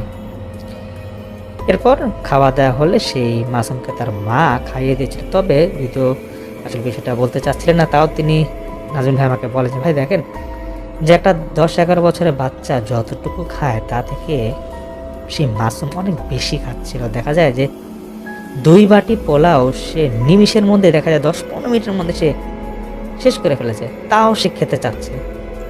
তখন তানভীর ভাই বিষয়টা দেখে অনেক লজ্জা পেয়ে যায় এবং তিনি বুঝে যায় যে গেস্টের বাসায় এটা আসলে একটা লজ্জাজনক বিষয়। তখন তিনি মাসুমকে ডেকে এই যে ডাইনিংয়ের পাশে যে বেসিনটা ছিল সেখানে তিনি হাত মুখ ধুয়ে দিয়েছিলেন। কিন্তু তারপরও সে মাসুম খুব চিৎকার চেঁচামেচি করছিল যে সে খাবেই, সে মানে খাওয়ার টেবিল থেকে উঠবেই না। এবং সে দ্রুত তার বাবার হাতটা ঝাড়ি দিয়ে সরিয়ে সে যে ডাইনিংয়ের যে প্লেট গ্লাস ছিল সেটা ফ্লোরে ফেলে দেয়। যখন সেরকম পাগলামি করছিল তখন নাজমুল ভাই বিষয়টা বুঝতে পেরে তিনি এবং তানভীর ভাই দুজন মিলে মাসুমকে ধরে তারা রুমের দিকে নিয়ে যাচ্ছিল। কিন্তু নাজমুল ভাই যেটা বলে যে ভাই বাচ্চাদেরকে এই প্রথম ধরবার পর বুঝলাম যে ওর শরীরটা কেমন, মানে এমন মনে হচ্ছিল যে তার শরীরটা মানে শক্ত করে এসে রেখেছে এবং তাকে কোনোভাবে নাড়ানো যাচ্ছিল না। দুইজন মিলেও তাই সেই মাসুমকে ডাইনিং থেকে তাদের রুমে নিয়ে যাওয়া যাচ্ছিল না। যখন তার পাগলামি বেড়ে যায় তখন নাজমুল ভাই একটা বিষয় খেয়াল করে যে তানভীর ভাই তার স্ত্রীকে বলছে যে তুমি বাবাকে ফোন দিয়ে বলো সে হুজুরকে জানাইতে যে মাসুমের সমস্যা হচ্ছে, তাড়াতাড়ি জানাও। কথাটা কয়েকবার শুনবার পর নাজমুল ভাই একটু সন্দেহ লাগে। তারপর অনেক কষ্টে সেই মাসুমকে ওনার রুমে নিয়ে বেডে বসানো হয়। তারপর কিছুক্ষণ পর আস্তে আস্তে সেই ছেলেটা স্বাভাবিক হয়, সে মাসুম, এবং সে তখন ঘুমিয়ে পড়ে। নাজমুল ভাই তখন একটু সন্দেহ হয় যে কোনো প্যারানর্মাল কোনো সমস্যা ছেলেটার মাঝে আছে কিনা, এবং সেটা জানার জন্য তার বেশ কৌতূহল ছিল। অনেকক্ষণ পর রাতের খাওয়া দাওয়া যখন শেষ হয় তখন তিনি তানভীর ভাইকে বলেন যে ভাই কিছু মনে করবেন না, আপনার মাসুমকে অন্য কোনো সমস্যা আছে কিনা, এবং আপনাকে আমি দেখলাম যখন আমরা মাসুমকে রুমে নিয়ে যাচ্ছিলাম তখন আপনি ভাবিকে একটা কথা বললেন যে হুজুরকে জানানোর জন্য, বাবাকে ফোন দেওয়ার জন্য, আসলে বিষয়টা কি? শুরুতে তানভীর ভাই সেটা বলতে চাচ্ছিল না, কিন্তু পরবর্তী তিনি বলেন যে দেখেন ভাই, 2010 সাল থেকে আমি এরকম দেশের বাইরেই থাকি। ফ্যামিলিতে তো ওনার স্ত্রী আর এই যে 11 বছর ছেলে সেই মাসুম। তো অনেক বছর দেশে যাওয়া হয় না। 2019 সালে তিনি সর্বশেষ দেশে যান এবং সেইবারের যাওয়াটাই যে ওনার জন্য কাল হয়ে দাঁড়াবে তা তিনি আজও মেনে নিতে পারেন না। 19 সালে দেশে যাওয়ার পর সিদ্ধান্ত হয় যে ওনার শ্বশুর বাড়ির নেত্রকোনায় এক শালার বিয়েতে সবাই যাবে। ওনার আগ্রহটা বেশ বেশি ছিল এই কারণে। তো অনেক বছর পর দেশে যাবে, গ্রামে আসলে কোনো যাওয়া হয় না, গ্রামের পরিবেশে তিনি মিশবেন এবং অনুষ্ঠানের উছিলায় সবার সাথে হয়তো দেখাও হবে। তো কোনো একদিন বিকেলে তিনি এরকম তার পরিবারের সবাই মিলে তারা নেত্রকোনায় শ্বশুর বাড়িতে গিয়ে পৌঁছান। এত আত্মীয় স্বজন বাড়িতে তার বেশ ভালোই লাগছিল এবং পরিবেশটা খুবই চমৎকার লাগছিল না। তো ওদিন ঠিক করেন যে এখানে আজকের রাতটা তিনি টেন্টে কাটাবেন, মানে তাঁবুদের কাটাবেন, এবং সেই তাঁবুটা তিনি ঢাকা থেকে নিয়ে গিয়েছিলেন। তো ওনাদের সেই ভাবির মানে তামিম ভাই স্ত্রীর বাড়িতে সামনে সেখানে বেশ বড় পুকুর ছিল এবং পুকুরের ওই পারে কিছু খালি জমি আছে। ওখানে গাছের নিচে তিনি তামিম ভাই ঠিক করেন যে তাঁবুটা টাঙ্গাবেন। এবং এই কথাটা শুনে ওনার শাশুড়ি বেশ রেগে যে বলতেছে যে তুমি জামাই মানুষ, তুমি গ্রামে ওইসব জায়গায় থাকবা, এসব না থাকাই ভালো। তিনি বেশ কয়েকবার নাও করেন, কিন্তু তামিম ভাই নাচর মানুষ। তার কথা হচ্ছে ভাই যে তিনি তার শাশুড়িকে বুঝাচ্ছেন যে এতদিন পর আসছে, এক রাত তিনি সেখানে থাকতে চান। তো তারপর তিনি সিদ্ধান্ত যেটা নিয়েই ফেলেছেন সেখানেই থাকবেন। তানভীর ভাই যেটা বলেন যে তিনি যেখানে থাকবেন সেটা একটা খালি জমি ছিল এবং তার পিছে দূরে খানিকটা দূরে ধান ক্ষেত ছিল, আর আশেপাশে দেখা যাচ্ছে যে ঘন গাছপালা ভরা। কিন্তু বাদ সাধে তার সেই সন্তান মাসুম, তার কথা হচ্ছে সেও তার বাবার সাথে থাকবে। তো সেই অনুযায়ী তারপর রাত 1টা সব প্রোগ্রাম শেষ করে তিনি ছেলেকে নিয়ে সেই টেন্টের মধ্যে ঘুমাতে যান। তো ছেলে ঘুমানোর কিছুক্ষণ পর তিনি মোবাইলে গান শুনছিলেন এবং গান শুনতে শুনতে ঘুমিয়ে পড়েন। ভিতরটা বেশ ঠান্ডাই ছিল, কিন্তু হঠাৎ ওনার কাছে মনে হয় যে কেউ ওনার কানের পাশে ফু দিচ্ছে, মানে বাতাসটা ছিল গরম বাতাস, এরকম কানের পাশে ফু দিচ্ছে। সেই সাথে তার এটাও মনে হয় যে ঘুমের মাঝে তাকে কেউ ডাকছে নাম ধরে। স্বপ্ন দেখছেন কিনা সেটা তার মনে নাই, এটুকু খেয়াল আছে যে অন্ধকারের মধ্যে এক মহিলা এসে ওনার বাচ্চাকে মানে মাসুমকে নিতে চাইছে। তানভীর ভাই উঠে যান তাড়াতাড়ি এবং দেখেন আশেপাশে কোনো সমস্যা আছে কিনা। তিনি দেখছেন না, সব ঠিক, চার্জার ফ্যানটা শুধু চলছে, বাচ্চাটা ঘুমাচ্ছে। তাহলে হয়তো স্বপ্নে দেখছেন তিনি। এরপর আবার ঘুমিয়ে পড়েন। প্রায় ঘন্টাখানিক পর ওনার বাচ্চার চিৎকারে তিনি লাফিয়ে ওঠেন। কোনোভাবেই ওনার বাচ্চা কান্না থামাচ্ছিল না, জোরে জোরে এসে চিৎকার দিকে যাচ্ছিল। প্রায় এরকম 10-15 মিনিট হওয়ার পর তিনি বাচ্চাকে নিয়ে ঠিক করেন যে বের হয়ে যাবেন, কিন্তু তিনি বের হতে পারছেন। ওনার বাচ্চার শরীরটা এত ভার হয়ে যায় যে ওনার পক্ষে তাকে নড়ানো খুব কষ্ট হয়ে যাচ্ছিল। এবং তিনি যখন তার স্ত্রীকে বেশ কয়েকবার ফোন দেয় এবং ফোন দিতে দিতে তিনি দেখেন যে যেখানে প্রায় ফুল চার্জের মতো মোবাইল ছিল, তখন দেখা যাচ্ছে যে মোবাইল পুরো বন্ধ হয়ে গেছে, আর চলছে না। তারপর ওনার বাচ্চা কিছুটা স্বাভাবিক হলে তিনি বাচ্চাকে বলছে যে বাবা কি হয়েছে, তুমি এরকম চিৎকার দিলা কেন? সেটা তখন ও কাঁপনি গলায় সে বলছে যে বাবা তুমি তো ঘুমাইছিলা, আমি যখন ঘুমাইছিলাম তখন কেন জানি মনে হলো কেউ আমাকে ডাকছে। এরপর আমি চোখ খুলে দেখি লম্বা চুলালা কেউ একজন আমার বুকের উপর যা তা দিয়ে ধরে বসে আছে। আমার শ্বাস নিতে অনেক কষ্ট হচ্ছিল, এই জন্য আমি তখন চিৎকার দিই। তো তানভীর ভাই ভাবেন হয়তো এমন জায়গায় প্রথম ওনার বাচ্চা এসেছে বা এমন জায়গায় শুয়েছে, এই জন্য হয়তো তার ভয় লেগেছে দেখেছে সেই কথাটা বলছে। তিনি তারপর তার বাচ্চাকে বুকে নিয়ে ঘুমিয়ে পড়েন। সকালে উঠে তিনি তাঁবু থেকে প্রথমে বের হতে যাবেন সেই তানভীর ভাই। তো তিনি বের হয়ে একটু দেখবেন আশেপাশে এরিয়াটা কেমন, যেহেতু তার বাচ্চা ঘুমাইছে, ভাবে যে পরে তিনি ঘরে ঢুকবেন আর কি। তবে তাঁবু থেকে বের হবার পর তার তো বেশ ভয় লাগে। এই কারণে তিনি রাতে যেখানে 2 নারকেল গাছের মাঝে তাঁবুটা টাঙ্গিয়েছিলেন, এখন তিনি দেখছেন গত রাতের জায়গা থেকে বেশ খানিকটা দূরে সেই তাঁবু, প্রায় 15 কি 20 হাত দূরে। এবং তিনি যেখানে দাঁড়িয়েছেন তাঁবু থেকে বের হয়ে দেখছেন এখান থেকে কয়েকশো গজ দূরে 2-3টা পাশাপাশি কবর হয় না, যে গ্রামে অনেক সময় পারিবারিক ভাই 2-3টা কবর বা 1-2টা কবর এরকম আশেপাশে দাফন দেয়, সেরকম কবর। তার কাছে তখন বিষয়টা ভালো লাগে না। তিনি ঠিক করেন যে না, তার ছেলেকে নিয়ে এখান থেকে যেতে হবে। তিনি যখন তারপর ভিতরে ঢুকেন, তার বাচ্চাকে কোলে নিতে যাবেন, গিয়ে দেখছেন তার বাচ্চার গলায় ফাঁস লাগালে যেরকম দাগ পড়ে সেরকম লাল দাগ হয়ে আছে গোল আকারে। তারপর তিনি তাড়াহুড়া করে বাচ্চাকে ঘুম থেকে উঠিয়ে সেখান থেকে তার ঘরে এসে তার স্ত্রীকে ঘুম থেকে জাগান। এবং স্ত্রীকে তিনি একটু রেখে গিয়ে বলতেছেন, তোমাকে আমি রাতে কতবার ফোন দিলাম, তুমি ফোন ধরলা না কেন? তার স্ত্রী মোবাইল তিনিও চেক করলেন, তার স্ত্রীও চেক করে দেখছেন যে আসলে কোনো ফোনই আসে নাই। তারপর তিনি তার স্ত্রীকে বলেন যে কি হয়েছে না হয়েছে। তার শাশুড়িও তখন আসেন, সব কিছু শুনেন। শ্বশুর শাশুড়ি আসার পর খুবই রেগেছে এবং গিয়ে বলতেছে যে তোমার কি দরকার ছিল যে ওখানে বাচ্চা নিয়ে থাকবার জন্য? এমনি তো জায়গাটা ভালো না, তোমাকে কতবার বুঝালাম কালকে, তারপর তুমি কাজটা করলা। যাই হোক, যেটা হওয়ার হয়েছে।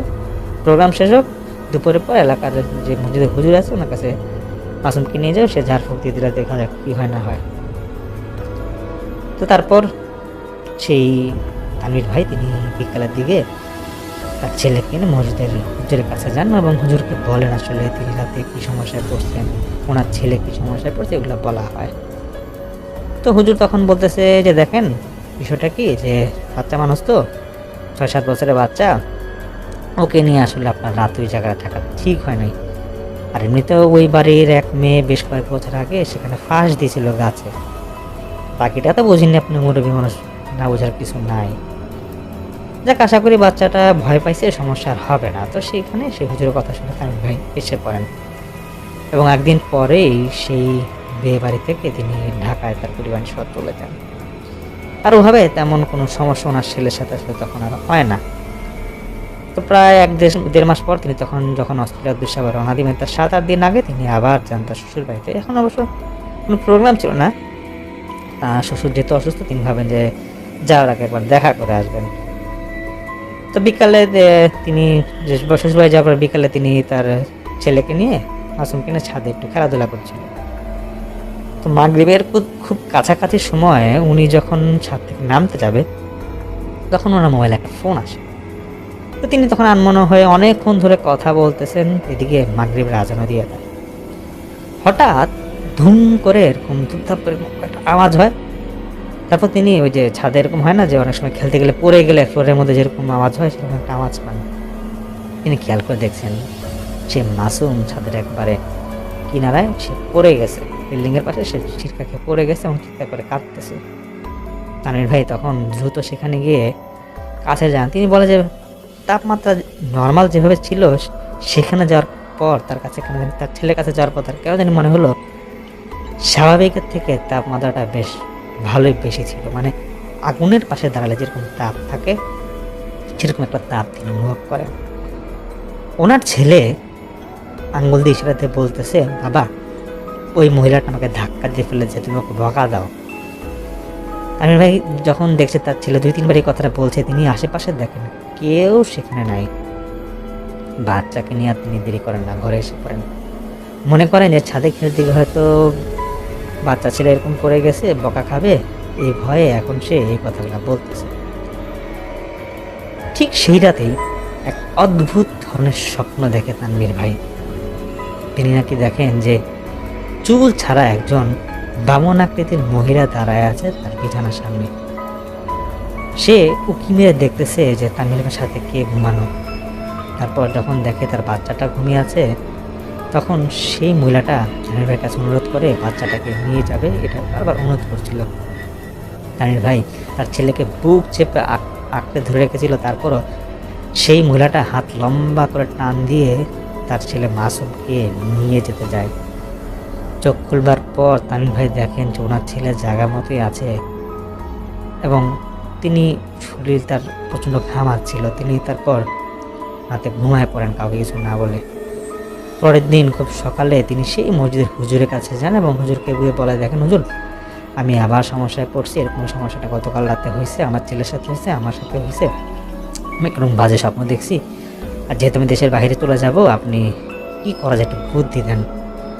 তো হুজুর বলতেছে যে দেখেন দুষ্ট জিন এমন একটা খারাপ জিনিস যে এটা আসলে বাচ্চাদের উপর যদি ভালোভাবে নজর দেয় তাহলে কিন্তু ওদের সুস্থ হওয়াটা বেশ কঠিন হয়েছে। আপনি এক কাজ করেন, আপনি যত দ্রুত সম্ভব এখান থেকে চলে যান, আর থাকেন না, আর আপনি নামাজ কালাম পড়েন, আল্লাহর কাছে দোয়া করে, দেখবেন সব কিছু ঠিকঠাক হয়ে যাবে। তো সেদিন দুপুরে পরে পরিবার নিয়ে তিনি তখন তামির ভাই ঢাকা চলে যান। তো 4 দিন পর ওনার ফ্লাইট।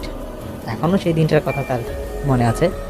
মঙ্গলবার ছিল সেই দিনটা, খুব সকালে তিনি কিছু ব্যক্তিগত কাজে বের হয়ে পড়েন। বাসায় ছিলেন ওনার স্ত্রী আর মা আর তার সেই ছোট বাচ্চা মাসুম। দুপুরের দিকে ওনার স্ত্রী ফোন দিয়ে কাঁদতে থাকেন এবং কাঁপা কাঁপা গলায় বলতেছে, ভয় কিছু বলতে পারছে না এবং খুব আতঙ্কের স্বরে বলতেছে যে তুমি তাড়াতাড়ি বাসায় আসো, দেখো বাসায় কি হয়েছে। তামির ভাই তো ভয় পেয়ে যান এবং তিনি দ্রুত বাসায় গিয়ে দেখে যে ওনার ছেলে বিছানায় শুয়ে আছে আর মিনমিন করে কি যেন বলতেছে আর কাঁদতেছে আর হিচকি টানতেছে। তো ওনার স্ত্রী তখন বলে যে দুপুরে খাওয়া দাওয়ার পর তিনি এবং তার শাশুড়ি মানে তামির ভাইয়ের মা এবং মাসুম এক ঘরে ঘুমাইছিল। হঠাৎ পাশের রুম থেকে ছেলের জোরে কান্না আওয়াজ পেয়ে তিনি তাড়াতাড়ি সেখানে যান। গিয়ে দেখেন যে ওনার ছেলে মেঝেতে পড়ে আছে আর মুখ দিয়ে ফেনা পড়তেছে। তামির ভাই ছেলের এই অবস্থা থেকে আর দেরি করেন না, তিনি হাসপাতালে নিয়ে যান এবং ডিউটি ডাক্তার দেখে বলতেছে যে দেখেন হয়তো সে কিছু দেখে ভয় পাচ্ছে, এই জন্য এরকম করতেছে। সেদিনের মতো তাকে বাসায় নিয়ে আসা হয়। কোনোরকম 4 দিন পর যেহেতু টিকিট কাটা হয়েই গেছিলো, তামির ভাই আর মিস করতে চান ফ্লাইটটা। তিনি কোনোরকম ছেলেকে তারপর তো অস্ট্রেলিয়া নিয়ে যান। তারপর তিনি যেটা বলেন যে আস্তে আস্তে সেই ছেলেটা আর কথা বলা কমায় দেন এবং আর কথা বলেই না। অলৌকিক বা রহস্যময় কোনো ঘটনা কিনা তিনি জানেন না। এরকম প্রায় 4 বছরের কাছাকাছি হয় ওনার ছেলেটাকে আর কথা বলেন না। ডাক্তার দেখানো হয়েছে কিন্তু দেশের বাইরে সেই অস্ট্রেলিয়ার ডাক্তাররাও কোনো রোগ নাকি আর খুঁজে পায় না। তিনি আজও জানেন না যে এটা সমাধান কি এবং এখনও তিনি নাকি কিছু কিছু স্বপ্ন দেখেন এবং সেই স্বপ্ন তাকে এক হুজুর বলেছে যেটা আসলে প্রকাশ করতে মানা করেছেন এবং তিনি আজম ভাইকে বলেন এই সমস্যাগুলো হলে দেশে একজন হুজুর পরিচিত আছে, সেই হুজুরকে মাঝে মাঝে এরকম সমস্যা করলে তিনি আসলে দেখা যায় কোনো মাধ্যমে এটা সমস্যার সমাধানটা করার চেষ্টা করে। এবং ওনার ছেলে মাসুম কিন্তু আসলে সবসময় কাজগুলো করে না, হুটহাট করে তার মাঝে নাকি সমস্যাটা হয়। আগে থেকে এখন অনেক কমে গিয়েছে, কিন্তু আজকে এবং কেন আবার হলো তিনি আসলে বলতে পারেন না। তো শ্রোতা বন্ধুরা, এটা আসলে সেই নাজমুল ভাই সেই তামির ভাই থেকে সংগ্রহ করে ঘটনাটা পাঠিয়েছেন এবং তিনি নাজমুল বলেছেন যেহেতু ওনার চোখের সামনে তিনি বিষয়টা দেখেছিলেন, বিষয়টা যে কত ভয়ানক ছিল উনি তারপরে টের পেয়েছেন এবং বলেছেন যে সেই তামির ভাইয়ের কাছে যদি আরও ঘটনা থাকে, আসলে ওনার ছেলের সাথে এরকম প্রায়ত ঘটনা ঘটে, যদি এরকম ঘটনা তিনি সংগ্রহ করতে পারেন অবশ্যই সেই ভাই আমাদেরকে ঘটনাটা পাঠাবেন। শ্রোতা বন্ধুরা, এটাই ছিল আসলে ঘটনা। আশা করি আপনাদের ভালো লেগেছে, অবশ্যই জানাবেন কেমন লেগেছে ঘটনা। আসসালামু আলাইকুম।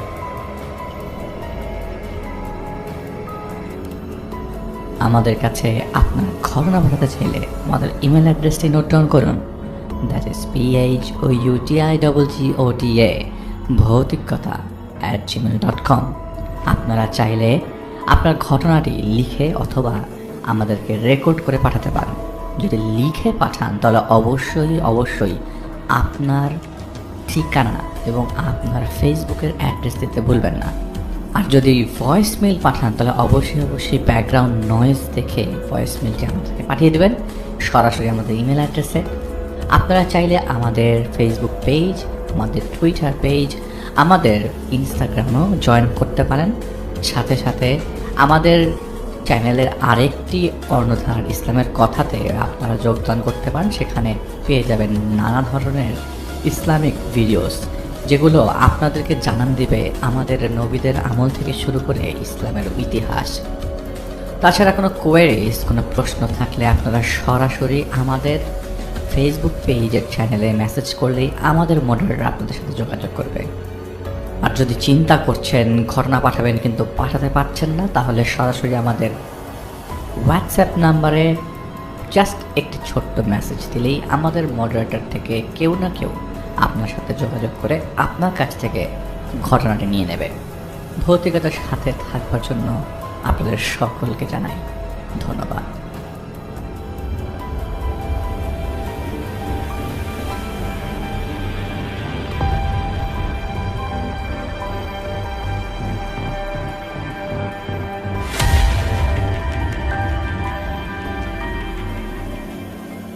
শুনছেন ভৌতিকতা, আশা করছি সবাই আজকের এপিসোডটিও পছন্দ করছেন এবং আজকের ঘটনাগুলো আপনাদের সবার ভালো লাগছে। ধন্যবাদ সে সকল মানুষদেরকে যারা আমাদেরকে ঘটনা পাঠিয়েছেন, শেয়ার করেছেন ভৌতিকতায়। ধন্যবাদ সে সকল মডারেটারদের নিরলস পরিশ্রমের মাধ্যমে ঘটনা কালেক্ট করে যাচ্ছেন। এবং আমাদের শ্রোতাদেরকে তো অবশ্যই ধন্যবাদ দিতে হয়, এবং তারা সবসময় আমাদের সাথে ছিলেন, আমাদেরকে সাপোর্ট জুগিয়েছেন এবং আমাদের কথা বলেছেন সবার কাছে। আমি আবার রিকোয়েস্ট করছি আজকের এপিসোডের লিঙ্কটিও সবার কাছে পৌঁছে দিন। এখন একটি ঘটনা শেয়ার করবো আপনাদেরকে ভৌতিকতার 178তম এপিসোডে। জাহিদ ভাইয়ের একটি ঘটনা, এবং সময় নষ্ট না করে হয়ে যাচ্ছে আমি জাহিদ ভাই। হোসেন সাহেব ফোনে আমাকে বলল হোসেন সাহেব কবর খুঁড়ত, এখন ভয় পেয়েছে। এরপর থেকে রাতে ঘুমাতে পারেন না উনি। সবসময় উনি দেখে কে যেন ওনার চারপাশে ঘুরেও না, দেখতে খুব বিভৎস। আসলে এই লোকগুলা যারা এফেক্টেড, এরা কতটা ভয় পায় তা আসলে না দেখলে বোঝানো যায় না। আবার যারা দেখে তারা ঠিক মতো বোঝেও না যে আসলে মানুষটা কতটা ভয় পাচ্ছে। আমি আমার বাসায় ছিলাম, আমি ডাকলাম, কেউ কি আছো চারপাশে? তো কয়েক মিনিট পর একজন সাড়া দিল। তার নাম কাদের। আমির সাহেব কাছে না থাকলে ইনফরমেশন থেকে শুরু করে সব রকমের খবর আমাকে কাদের দিত। কাদের সাড়া দিল, বলল জি ক্যাপ্টেন। আমি বললাম যারা দেখো তো অমুক অমুক জায়গা পার অমুক অমুক কা বেটা হোসেন को देखो जरा क्यों परेशान है वो। তো কাদের রেসপন্স করলো জি কাপ্তান। ঘন্টাখানেক পর কাদের এসে আমার জানালায় টোকা মারল, কিন্তু আমার চারপাশে মানুষ থাকায় কাদের কিছু কাগজ ছিঁড়ে রেখে যায়, যার মধ্যে লেখা ছিল কবর, সাপ। সাপ কালে গিরে মানে কালো জাদুর গিট্টু, লাশ কাফের, কাফের মাশারাল জিন্নি, খুন মাশারাল জিন্নি, কান্ধ। এই শব্দগুলো মানে হলো কবরের আশপাশে সাপ, আর সাপ কালো জাদুর ইফেক্ট আছে, লাশ যে সে কাফের। এবং এটা বলার জন্য আরেকবার লিখেছে কাফের। মাশারাল জিন্নি বলে বুঝিয়েছে জিন আছে, খুন বলে বুঝিয়েছে মারার চেষ্টা হচ্ছে, আবার মাশারাল জিনের পর কান্ধ বলে বুঝিয়েছে জিন কাঁধের উপর চাপ দিচ্ছে, মানে হোসেন সাহেবের উপর জিনের প্রভাব আছে। জানা তো লাগবে কেন এমন হলো। সেই চিন্তা থেকে আমি যাই শহরের বাইরে, হোসেন সাহেবের বাড়িতে। হোসেন সাহেবের বাড়িটা গ্রামের বড় বাড়ি যেমন তেমন সেরকম। বাড়ির উল্টো দিকে ছিল এল শেপের মতো, টিন শেড হলেও দেখতে দারুণ সুন্দর। আমাকে নিয়ে গাড়িটা রাস্তা দিয়ে যখন যাচ্ছিল, রাস্তার দুপাশে থাকা ডোবা বা লম্বা খালের একদিকে আমার নজর পড়ে কবরস্থানের। আর গাড়ি চলে যেতে যেতে এক পলকের জন্য মনে হলো আমি জল কয়েকটা চোখ দেখেছি, কারণ জিন আমার দিকে তাকালে আমি তা বুঝতে পারি। ওই সময় মাগরিব পার হয়েছে, 20 মিনিটের বেশি হবে। হোসেন সাহেবের বাসায় ঢোকার আগে আমি উঠানে দাঁড়িয়ে রেকি করছিলাম। যতদূর নজর যায় খুঁজছিলাম সন্দেহজনক কিছু আছে কিনা। আমি ওই মুহূর্তে কাদেরকে দেখলাম হোসেন সাহেবের বাসার টিন শেডের উপর দাঁড়িয়ে আমার দিকে তাকালো, চোখ দিয়ে ইশারা করে দেখালো যে আমার পিছু পিছু বাসার সীমানা পর্যন্ত 3 জন এসছে। আমি না জানার বুঝার ভান করে কাদেরকে ইশারা দিয়ে বুঝলাম ও কোনো ইনফরমেশন পায় কিনা দেখার জন্য। কাদের চলে যাওয়ার পর আমি হোসেন সাহেবের ঘরে ঢুকি। উনি ওনার রুমে হেলান দিয়ে বসে আছেন, ওনার পাশে ওনার স্ত্রী বসে আছে, আর ওনার মেয়ে ওনার মাথায় পানি ভেজা কাপড় দিয়ে মুছা দিচ্ছিলেন। পট্টি না, কিন্তু একটা পানি ভেজার কাপড় আর কি। ফ্যান চলছে, গরম ছিল না, তাও উনি ঘামছিলেন। মানে ওনার কপালটা বারবার পরিষ্কার করছিল, আর ওনার শরীর ধীরে ধীরে খারাপ হচ্ছিল গত কয়েকদিন যাবৎ। এবার হোসেন সাহেব আর পুরো পরিবারের কথা শুনলাম, কবে, কখন, কেন, কোথায়, কিভাবে, সব কিছু। ওই গ্রামের এক লোক চাঁদ মৌলভী নামর, উনি মূলত কবিরাজ। নাম চাঁদ মৌলভী হলেও উনি কিন্তু মৌলভী ছিলেন না। উনি ঝাড়ফুঁক থেকে শুরু করে যা যা করা যায় করতেন, কিন্তু ভালো পন্থায় করতেন না। আর ওনাকে কেউ তেমন পছন্দ করতো না। ঘটনার দিন দুপুরে মারা যায় চাঁদ মৌলভী। তার ভিটার উঠানেই মরে পড়েছিল সেই লোক। এখন মারা গেলেও লাশ দাফন করা নিয়ে একরকম ধাক্কাধাক্কি শুরু হয়। কে কাটবে মাটি, কারণ চাঁদ মৌলভীকে কেউ পছন্দ করে না। এই হোসেন সাহেব সহ আরও দুজন লোক কবর করতে পারেন, সুন্দর করে কবর করতে পারেন। সেদিন আবার হোসেন সাহেব ছিলেন গ্রামের বাইরে, তো উনি আস্তে আস্তে মাগরিবের ওয়াক্ত হয়ে যায়। তো তখনও কেউ চাঁদ মৌলভীকে গোসলও করায়নি। তো হোসেন সাহেব জানার পর উনি এসে নিজে তদারকি করতে লাগলেন। আর শুধুমাত্র তদারকির বিষয়টা না, বিষয়টা হচ্ছে কোনো কবর দেওয়ার আগে কবরের জায়গাটা ভালো করে সিলেক্ট করা, কতটুকু মাটি কীভাবে খুঁড়বে, এটা একটা প্ল্যান করার দরকার হয়। তো তদারকি করছিলেন। আর যতই হোক, মানুষ আর তার ঠিকানা 3 হাত মাটিরই।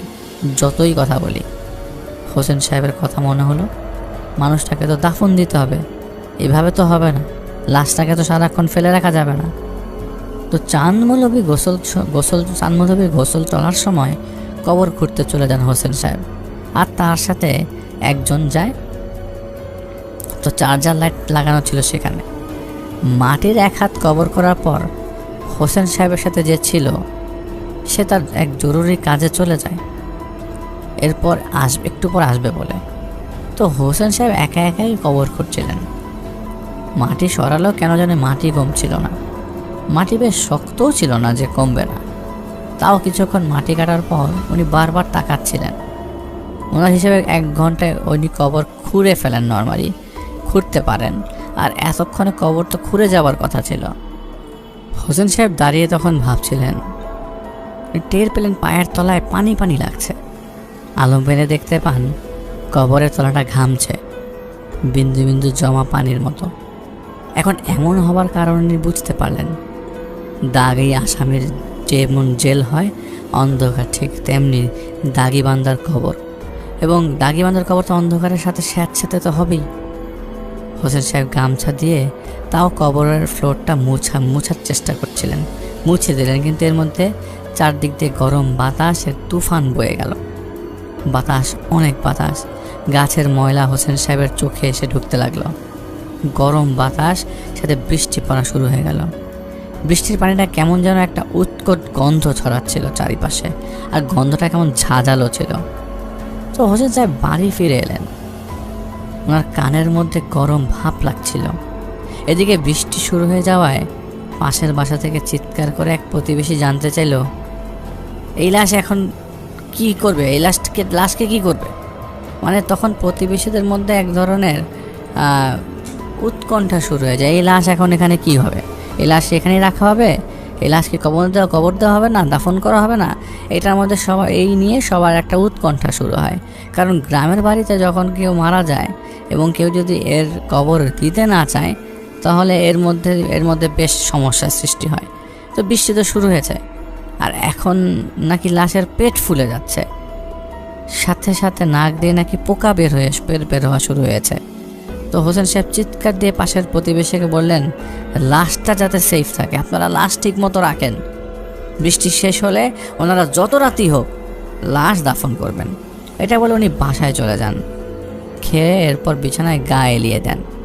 উনি একা ঘুমাতেন, কারণ ওনার স্ত্রী তার মেয়েকে নিয়ে অন্য ঘরে ঘুমাতেন।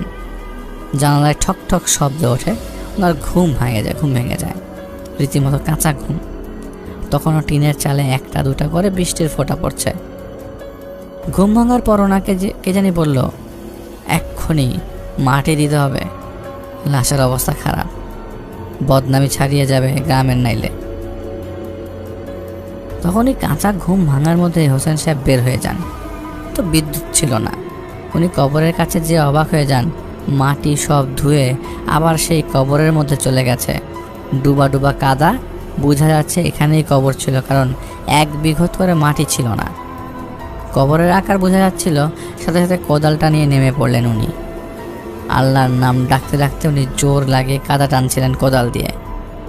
1 হাত কাদা সরানোর পর উনি কোদাল চালালে কোদাল মনে হলো আটকে গেছে কিছুর মধ্যে, টানলেও আসছিল না। কাজ চিত করে ঘুরালেও কোদাল আসে না।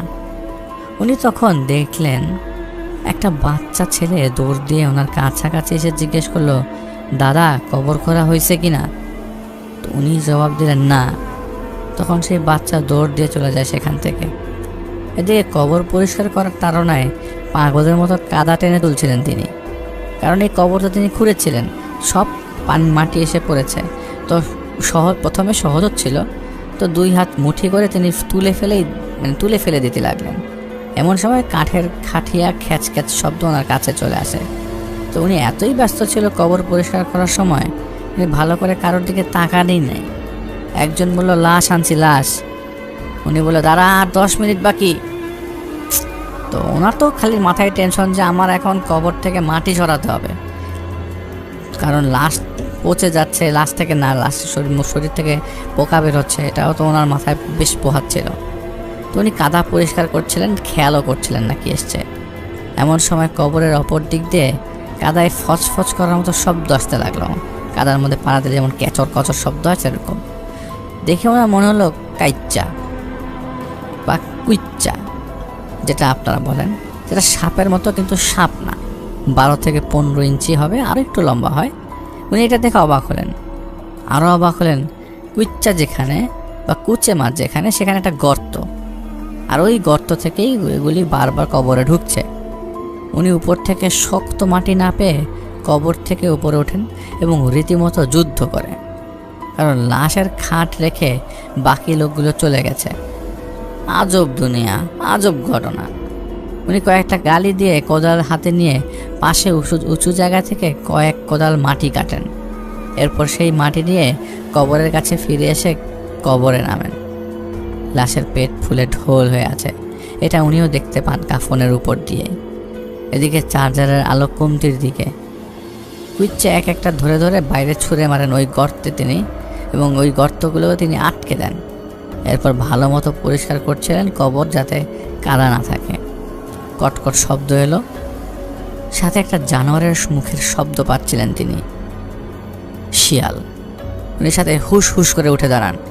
এই অল্প আলোয় উনি দেখতে পান 2টা সাদা জলজল চোখে লাশ, জলজল চোখ লাশের পায়ের সামনে, আর সেই লাশের পা দেখা যাচ্ছে কাফন সরানো। এমন সময় আবার শুরু হয় ঝুম বৃষ্টি। কি করবেন না করবেন, কি মানে কোনো মানুষ নাই তো, হেল্পিং হ্যান্ড নাই তো, কবর না, এই হেল্পিং হ্যান্ড না পেয়ে চিৎকার দেওয়া শুরু করলেন, পরিচিত জনদের নাম ধরে ডাকছিলেন, কিন্তু কারোর কোনো শব্দ, কেউ কোনো শব্দ পায় না। বানের পানির মতো চারপাশ থেকে এই কবরের দিকে পানি আসছে। 1 মিনিটের মধ্যে সেই কবর আবারও ভরে যায়। এবার কবরের ভেতর থেকে ব্যাঙ ডাকতে শুরু করে। হোসেন সাহেব লাইটটা হাতে নিয়ে কবরের দিকে মারলেন। 1 হাত পানি কবরের ভেতর, বড় বড় কোলা ব্যাঙ, 1টা 2টা না, অনেকগুলো। সেই পানির মধ্যে মাথা বের করে রেখেছে শুধু। হোসেন সাহেব লাশের দিকে তাকালেন, পায়ের আঙ্গুল খাওয়া অনেকটা।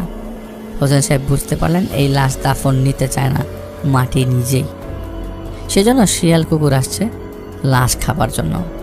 এইটা ভেবে উনি লাশের কাছে যে দাঁড়ান এবং বলতে থাকেন, চাঁদ মৌলবী তুই নাফরমানি করছস, এখন দেখ আল্লাহর জমিন তোরা নিতে চায় না, হিয়াল কুত্তা আল্লাহ পাঠাইছে তোর লাশ খাবার জন্য, না জানি কি কি করছিস। সেই সময় দৌড় দিয়ে একটা বাচ্চা ছিল ওনার কাছে আসে। লাইটটাও তখন পানির কারণে অফ হয়ে গেল। হোসেন সাহেব জিজ্ঞেস করলেন, এই তুই কোন বাড়ির রে, কার ছেলে, আর এখানে এত রাতে কি করস? ছেলেটা কেবল জোরে জোরে নিঃশ্বাস নিচ্ছে, তা শুনলেন উনি। আবারও জিজ্ঞেস করলেন হোসেন সাহেব, কি রে উত্তর দাস না কে রে, কার ছেলে তুই, কার বাচ্চা? বাচ্চাটা এবার বলল, জানতে চাস আমি কে? হোসেন সাহেব এবার বুঝে গেলেন না, ঘটনা অন্য কিছু ঘটছে। সেই বাচ্চাটা যেয়ে দাঁড়ায় লাশের খাটের সামনে। অন্ধকার, এবং অন্ধকারে এতটা ঠাহর করতে পারেন হোসেন সাহেব। সে বলল, আমার বাবাকে আমি জানি না, আমি জারজের সন্তান। পয়দা হবার সময় মারে খাইছি, পয়দা হবার পর খাইছি নানিরে, এরপর খাইছি অমুক পাড়ার অমুকের 15 দিনের নাতিরে। এক এক করে খাইছি, যেইটারে আমার পছন্দ হয়েছে সেইটারে চাপাইয়া চাপাইয়া খাইছি। একদিন আমারে আটকাইলো, আমারে চাকর বানাইলো। কত কইছি অমুকের বউর পেটের বাচ্চা খাওয়াইতে, কাল অমুকের পরশু তমুকের, কিন্তু আমারে খাওয়াইতো মানুষের খাওয়ান। রক্তের ঘেরান দিয়ে কি দুধ কলায় পাওয়া যায় নাকি? দুধ কলায় হয়? আমি চাই রক্ত। হোসেন সাহেব দিলেন দৌড়। ওই বাচ্চা ওনার পেছনে দৌড় দিল। হোসেন সাহেব পড়ে গেলেন কাদায়। এরপরে মাথা থেকে সব চলে গেল, কিচ্ছু মনে নেই। উনি ঘুমিয়ে গেলেন। ভোরের অনেক আগে অন্ধকার সময় ওনাকে বেহুশ অবস্থায় পাওয়া গেল কবরের পাশে। যারা লাশ দাফন করতে চেয়েছিল তারা। লাশের পায়ের আঙ্গুল যে খাওয়া ছিল এটা সত্য, কিন্তু লাশ কবরস্থানে আসেনি, সেই লাশ বাড়িতেই ছিল। একজন দেখেছিলেন একটা শিয়াল ওই লাশের পা কামড়াচ্ছে। তখন তারা ওই শিয়াল তারা দিয়ে জলদি এই বৃষ্টির মধ্যে লাশ কবর দিতে নিয়ে আসে। এসে দেখেন হোসেন সাহেব বেহুশ। এরপর থেকে হোসেন সাহেব অসুস্থ। আর ওই বাচ্চাকে উনি দেখতে পান প্রায়শই। আমি চারপাশে তাকিয়ে কাউকে দেখতে না পেয়ে বুঝতে পারলাম এটা ওই যে চোখ দেখেছিলাম বাসায় ঢোকার সময়, ওরাই হয়তো আমার পিছু পিছু এসেছিল। আমি উঠে বাইরে বেরিয়ে আসি, একবারে বেরিয়ে আসি রাস্তায়। কাদের আগার আশপাশ হতো আ যাও বলে কাদেরকে আসতে বললাম। আমি যেই গাড়িতে এসেছিলাম সেটার সামনে দাঁড়িয়েছিলাম। কাদের আসলো, আমরা দুজন কথা বললাম। আমি কাদেরকে বললাম, কি বললো হোসেন সাহেব? कादर আমাকে বলল, कैप्टन समझिए ना, वो बंदा जिसने गलत किया उसके साथ कुछ भी हो सकता है। आसपास काफ़ी सारे पिशाच है, हम इनको मार के भागेंगे, थोड़ा वक्त लगेगा। आप उनको दिलासा दीजिए कि हसन साहब आप सुस्त हो जाओ, आप ठीक हो जाओगे, धीरज रखिए। আমি হোসেন সাহেবকে বলে দেই যে চাচা আপনি বিশ্বাস রাখেন, সুস্থ হয়ে যাবেন, বাকিটা আল্লাহর হাতে ছেড়ে দেন। আর আল্লাহর রহমতে কয়েকদিন পর থেকে উনি আর ওই বাচ্চাটাকে দেখতে পাচ্ছিলেন না। এখনকার খবর আমি জানি না, কিন্তু আশা করি উনি ভালো আছেন। জাহিদ ভাইকে অনেক ধন্যবাদ তার ঘটনার জন্য, এবং এই ঘটনাটা বেশ আমার কাছে বেশ ভালো লেগেছে, এবং আশা করছি আপনাদেরও বেশ ভালো লাগবে কবরের ঘটনাটা।